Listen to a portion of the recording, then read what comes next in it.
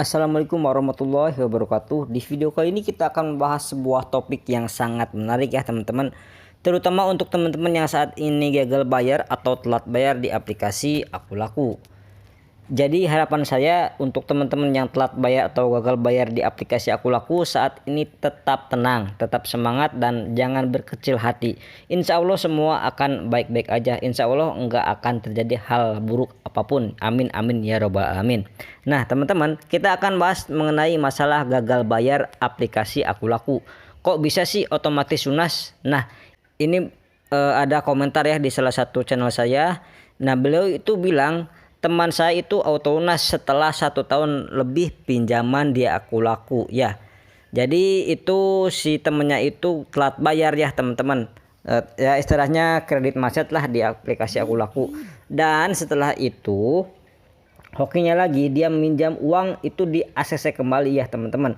Jadi itu sudah telat atau gagal bayar di aplikasi Akulaku sudah lebih dari 1 tahun teman-teman, dan otomatis lunas di Slick OJK-nya bersih dan minjam lagi itu di ACC. Nah kok bisa begitu ya teman-teman? Bukannya harusnya kalau udah pernah gagal bayar itu sulit sekali untuk bisa pinjam uang lagi, atau bahkan mungkin auto lunas aja itu sudah sangat sulit sekali. Kok bisa hal ini terjadi? Nah jadi gini ya teman-teman, seperti ya teman-teman memang ada kalanya di pinjol itu hutang-hutang kita itu kan bisa otomatis lunas. Tapi kembali lagi itu kan probabilitasnya itu sangat kecil sekali.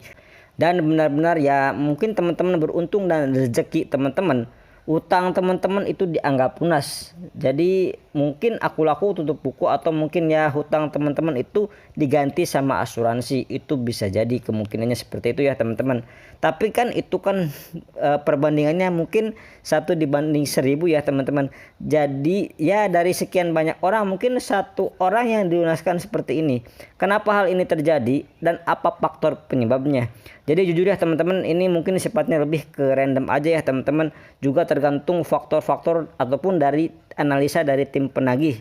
Orang-orang itu kan cenderung lebih membayarnya itu kan misalkan lebih tinggi, atau enggak orang-orang ini lebih susah membayar atau enggak. Nah itu analisnya mungkin ke arah sana ya teman-teman.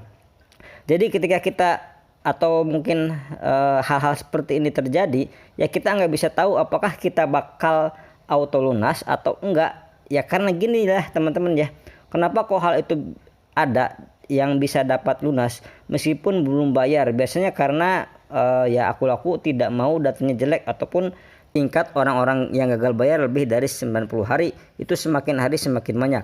Pastinya kalau hutangnya nggak seberapa, hutangnya juga nggak lebih dari misalkan puluhan juta, terus kemudian kemungkinan orang ini bayar, maka tim analisis Akulaku pasti akan ngasih info ya, mending orang ini di auto lunasin aja, mending orang ini diputihin aja datanya. Itu bisa jadi karena ya kalau enggak bayar, selain rugi uang, Akulaku secara data juga rugi secara performa ya teman-teman. Jadi gini ya, di mata OJK Akulaku jadi jelek karena akan ada indikator TKB 90 ya. Jadi tingkat gagal bayar di lewat 90 hari seperti itu ya teman-teman.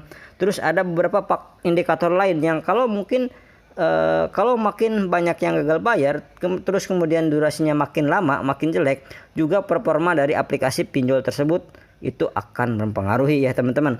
Nah ini mungkin salah satu faktor yang penting sekali.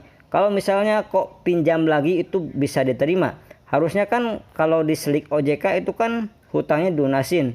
Memang ya teman-teman, pasti dia itu jadi bersih. Tapi kenapa kok di pinjolnya itu nggak ngaruh ya, nggak menaruh orang ini ke daftar hitam? Kenapa kok diterima?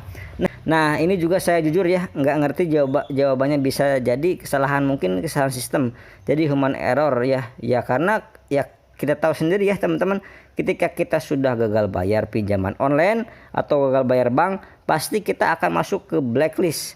Nah kok masih bisa pinjam lagi? Ya benar kalau mungkin dari tadi ya, dari yang udah komentar itu mungkin lagi hoki-hokinya ya, memang mungkin ya diterima aja ya teman-teman. Ya itu jadi sebuah keberuntungan ya. Jadi seperti itu ya teman-teman. Jadi setidaknya kita itu sudah berjuang untuk membayar hutang pokoknya aja, dan dendanya harus teman-teman perjuangkan untuk bisa dihanguskan atau dihapus bukukan. Seperti itu ya teman-teman. Oke, mungkin cukup sekian di video kali ini. Untuk teman-teman yang mempunyai pengalaman gagal bayar di aplikasi Akulaku, silakan bisa sharing-sharing informasinya di kolom komentar. Sekian dulu di video kali ini, saya pamit. Wassalamualaikum warahmatullahi wabarakatuh.